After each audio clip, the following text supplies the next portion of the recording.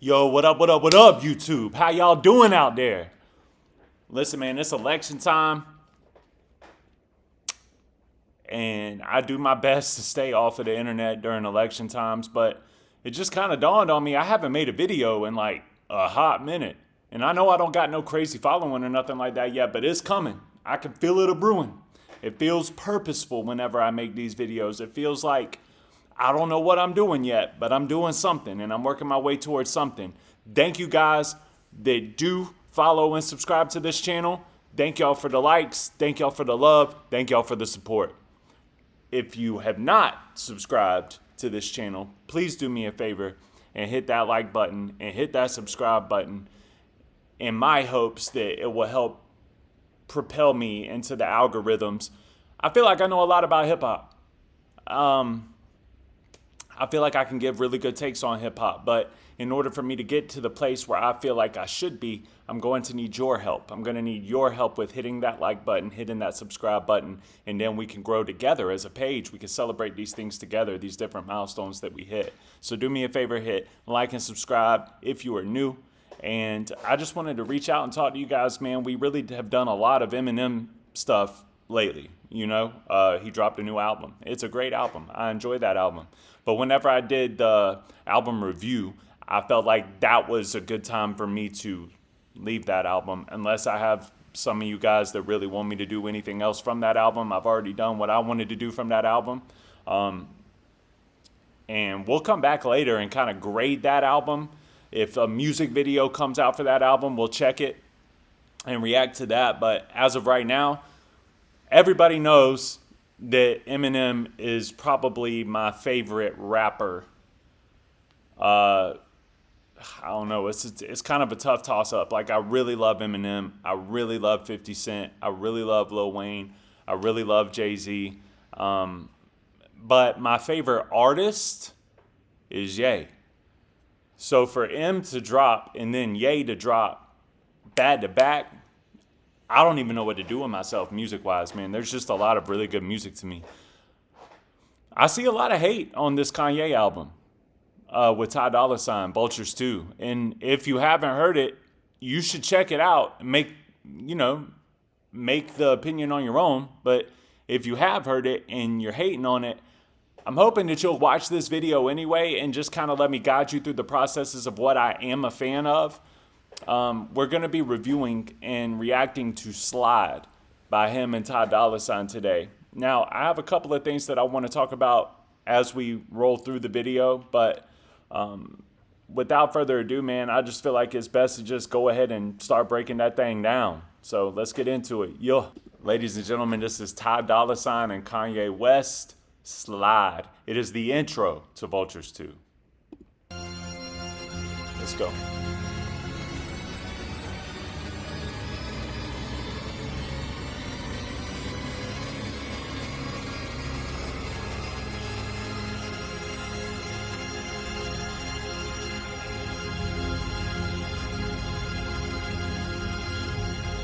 Woo.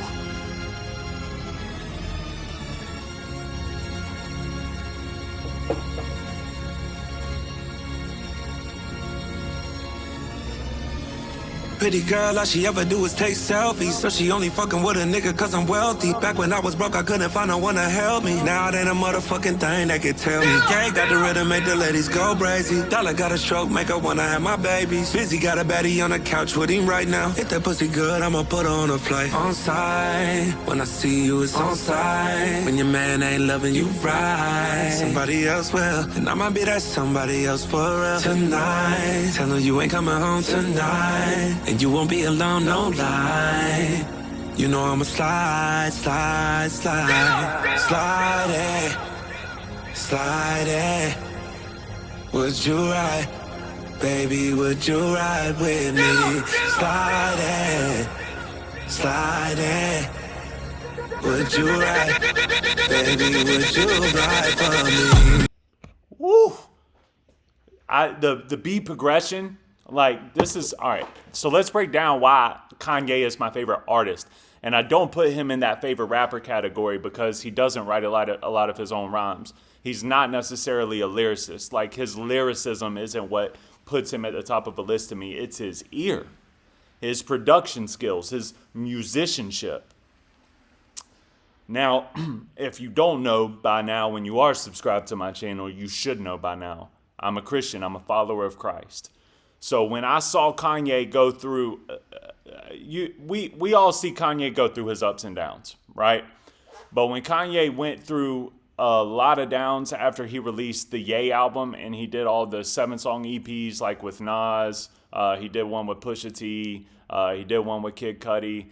After he did all of that and he kind of went on a psychotic break before him and Kim split, he came out with an album called Jesus is King 2.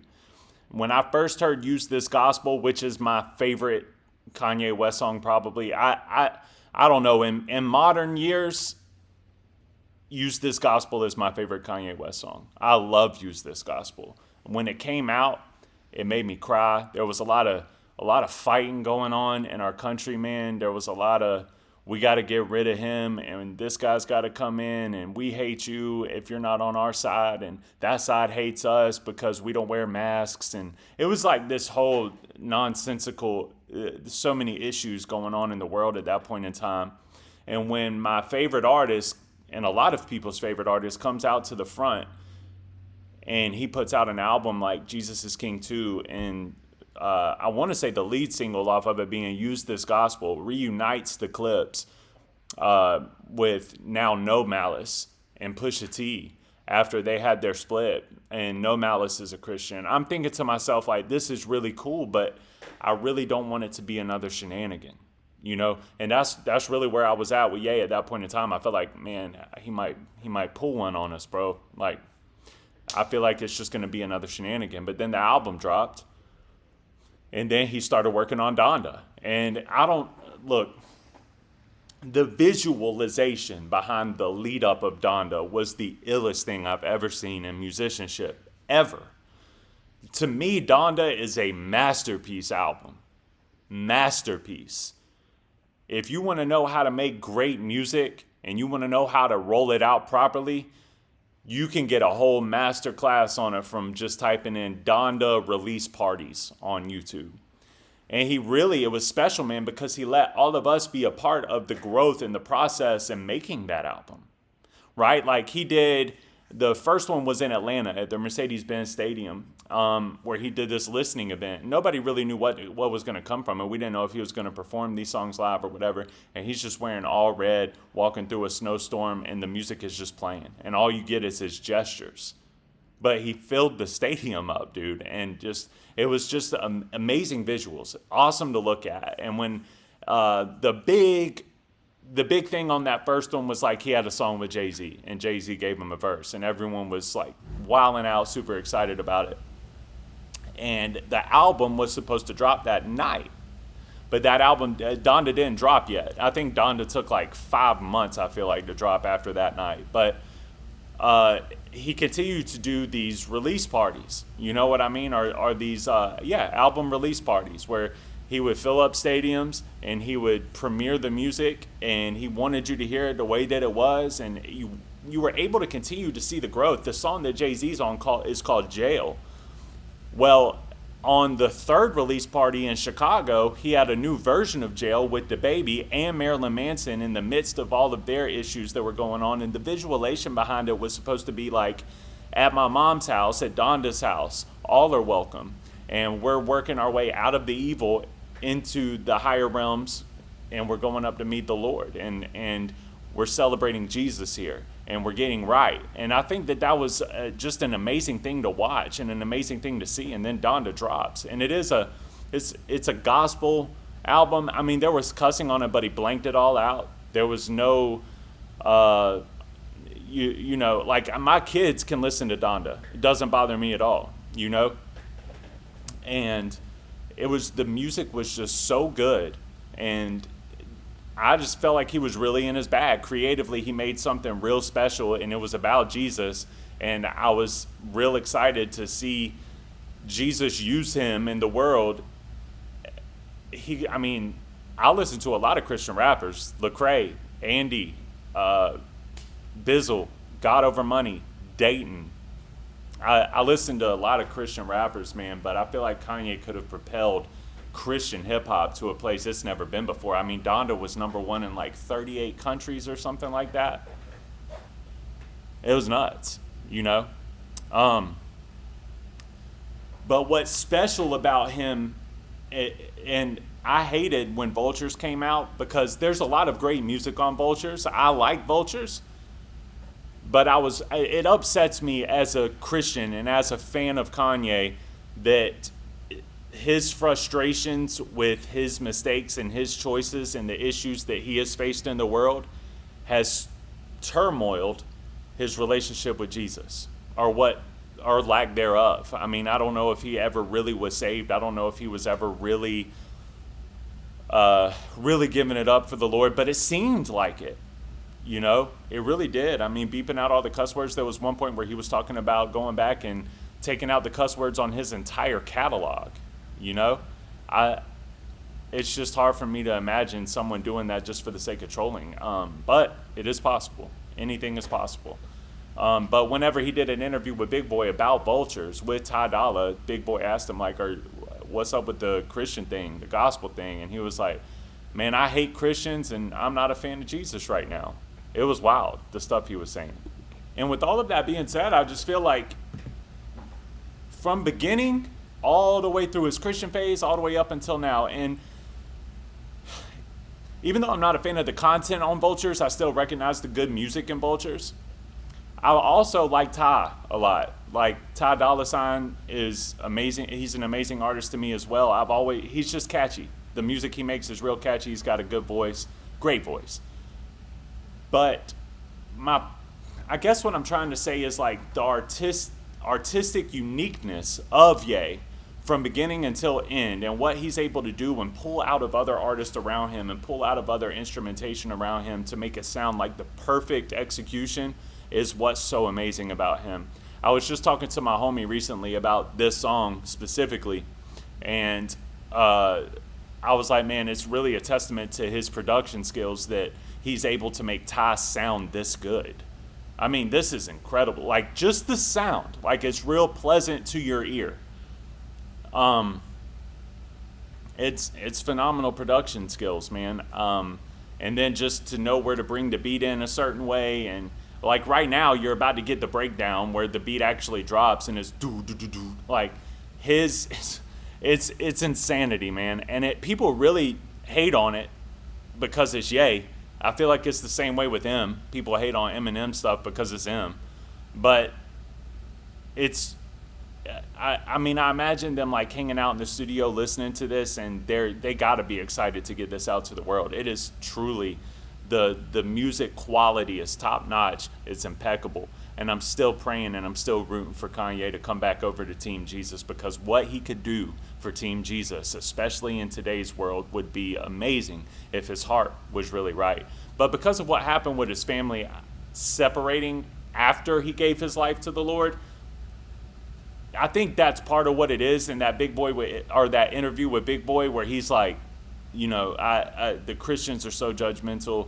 I can't stand the Christians. They weren't there for me. I prayed for things. Jesus didn't take care of those things, so I had to take care of myself. Therefore, I put Jesus on the back burner right now. Not involved in my life at all. And that's very sad to me. Breaks my heart.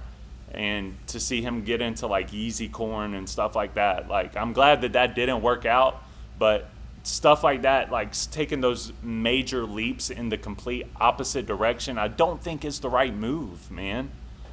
I don't think that's where you're going to find true happiness, man. Like, he said something about going number one again with the last Vultures, and like he did that without Jesus. Like, okay, dog. Like, Jesus, if you believe and you have that relationship, then you are a believer that Jesus gave you the talent. So I just wish that he would give the talent back to Jesus and for Jesus. That's all. But I'm not going to go on a rant about that. I'm here to review this song, and I think that this song is amazing, and I think that Ty Dolla $ign sounds amazing, and I'm not taking anything away from Ty Dolla $ign, but the uniqueness of it is a credit, I believe, to Ye, because of how he's like, do this, right here. Let's open the album up this way over this instrumentation that doesn't have any drums, and let's use your voice to kind of slide, no pun intended, into the album. And it works. It works very, very well. And right here, you're about to hear that beat drop, and it's insane. Baby, would you ride with me? Slide it, slide it. Would you ride? Baby, would you ride for me? She know what I like. Got me in a twilight, headed to the high rise, cruising like eyes wide shut, but I slide in it like a drive-by. The industry don't like me. Tell them pussy niggas likewise. That's hard. They try to hit. Go back a little. Nice. Tell them pussy niggas likewise. In a twilight, headed to the high rise, cruising like eyes wide shut, but I slide in it like a drive-by. The industry don't like me. Tell them pussy niggas likewise. That's hard. The industry don't like me. Tell all of them likewise, bro. How about that?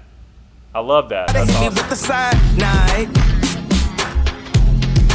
They want to hit me with the cyanide. Like, they want me out of here. They want me dead and gone, man. Nice try. If you play with one of my guys, it's gonna be a homicide twice. We gon' paint the city red as tie-dye, ass tie. Addicted to. And just, like, notice the flow pattern. You know what I mean? It's not, like, we just got a new album from Eminem. We've gotten verses from Jay-Z. We've heard verses from Lil Wayne as of late. Like, all the people from that class and that ilk. None of them are bending flows like this. I know that the Eminem fans are going to hate me for saying that, because M just did a million different flows on this new album. And it was crazy, and it was great.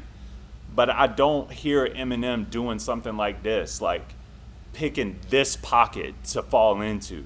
And people don't realize, like, in musicianship world, that matters, like what pocket you land in. It's not just all about lyrics. It's not just all about flow, but sometimes it's just about what pocket you can land in. And this is fire. With one of my guys, it's gonna be a homicide twice. We gon' paint the city red as tie-dye, ass tie. Addicted to the nightlife, jumping off a jet skydive. Your life a movie, mine a sci-fi. Told a friend she a 10, I lied. Really she in a high fives. Wouldn't be a Kanye album, wouldn't be a Kanye verse if he didn't troll. You know what I mean? Tell that girl she a 10, I lied. Really she in a high fives. Slip. We've all done that. Slide it. Would you ride? Baby, would you ride with me? This is fire, dude. Slide it. Would you ride? Baby, would you ride for me? 90% of the time, the song could have been done right there. They would have let the beat ride out, and that would have been the end of it. But not Kanye. Not in his realm, bro. And that's part of, like, watching the growth of the albums. I know that because I watched the growth of Donda. You know what I mean? He let you be involved in that, which I think is real tough. Like, that's vulnerable. And I think that it's hard to allow your fans to be a part of that creative process. And because I watched that the whole way through, I know that when this song was over, he was like, "Hold on a minute. I wanna do freaky, unrealistic things to this beat and let the beat take us out." And would you ride, baby? Would you ride with me? Slide it. Slide it. Would you ride? Here he goes. Baby, would you right here. Ride for me?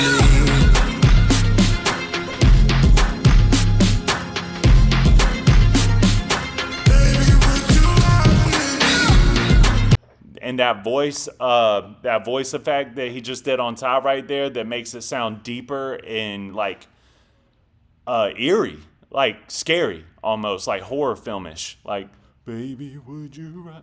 Like, he did that to Chris Brown on Vultures 1, and like didn't even allow Chris Brown to use his regular voice by the time the album was finished being created. And to me, that's one of the hardest parts about that album. That song is probably my favorite song on that album, but the way that he did Chris Brown's voice like that all the way through, once again, just a testament to his artistic ability, his song structuring, and his ability to just be pleasant to your ear. It's fire.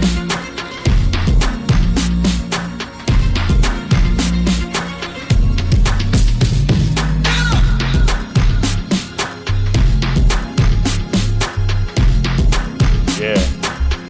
So that's it, bro. Like, there ain't no bars to break down or nothing like that, but it's hard. Like, and sometimes, like, I was just telling my homie that too. Like, I was like, man, M just dropped an album. My homie hates Eminem. But I was like, man, M just dropped an album. I'm like all about my lyricism and breaking bars down structure right now. And like, now that the Kanye's out, I got to get into vibe mode, you know, where I like got to learn how to vibe with it. And I quit listening to M for a couple of days and slapped this on, and I was able to really start to feel that vibe. And whenever I went back to M, I went back to M today at the gym, and I was like, man, I appreciate this even more now. And it's a good balance, man. And I love Ye, favorite artist, period.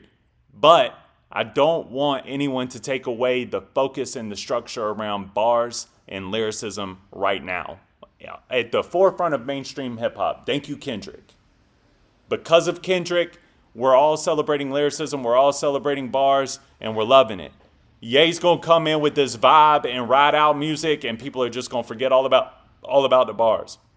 But as of right now, after listening to this album a few times, I will say comfortably that I think this is Kanye's best rapping since Donda. I don't think Kanye's rapping was all that great on Vultures. Really, a lot of it was quite trash. I mean, it sounded fine, you know what I mean? But like the lyricism and the bars just weren't heavy. But his flow pattern on this and his cadence on this and the way that he raps throughout the album here, I appreciate it. I think that it's pretty good rapping. I mean, I don't know if we'll ever go back to like the Kanye from College Dropout to Graduation days where like bars mattered more and the lyricism mattered more. But, you know, it's as long as the music sounds amazing like that and he brings out the best from Ty, I love it, bro. And you're never going to get me to hate on a Kanye album as long as it sounds amazing. And so far, this one sounds amazing. It's not as good as Vultures 1 to me.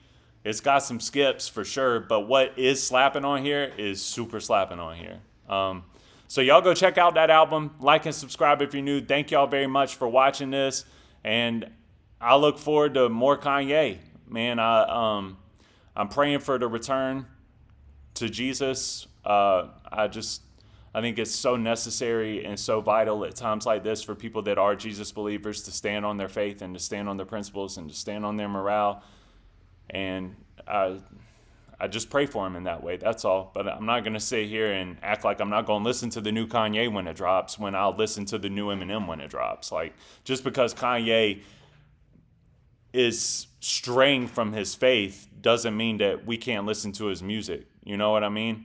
So yeah, shout out to Ye. Shout out to Ty Dolla $ign. I'm praying for Ye. I really am, man. I just pray that he finds his way back to Jesus and he puts Jesus back at the forefront again. Because even what would be even better than having lyricism and bars at the forefront of mainstream hip hop would be if we had Jesus at the forefront of mainstream hip hop. That would be amazing and really cool to see. So, yeah, man. Like and subscribe. Appreciate y'all. I will see y'all on the next one.